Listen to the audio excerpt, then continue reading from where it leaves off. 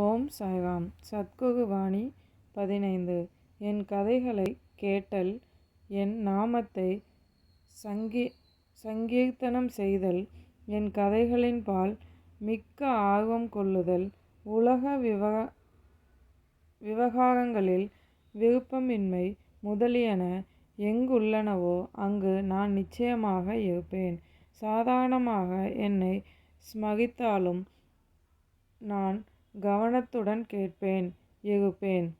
உலக விஷய ஆலோசனைகள் மனதிற்கு தேவை தருமேயொழிய அமைதியை தராது.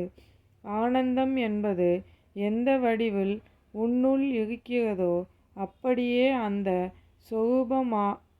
சொரூபனாகவே நான் உன்னிடம் இருப்பேன். எனக்கு வீடு, வாசல், மனைவி, மக்கள் எந்த பந்தமும் இல்லை.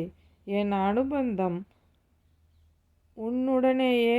உனக்காகவே நான் இருக்கின்றேன். உன் அழுகையையும் வேதனையையும் மனைவி மக்களுக்கு தெரிவித்தால் அவர்கள் அதை போக்குவார்களா?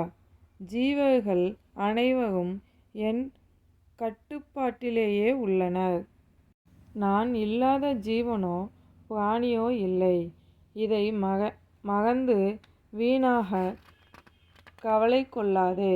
உன் பிரச்சனை எதுவானாலும் அதற்கு பரிகாரம் என்னிடம் உண்டு. பரிகாரம் என்னிடம் இருக்கையில் நீ எங்கோ ஓடிக்கொண்டிருந்தால் நான் என்ன செய்ய இயலும்?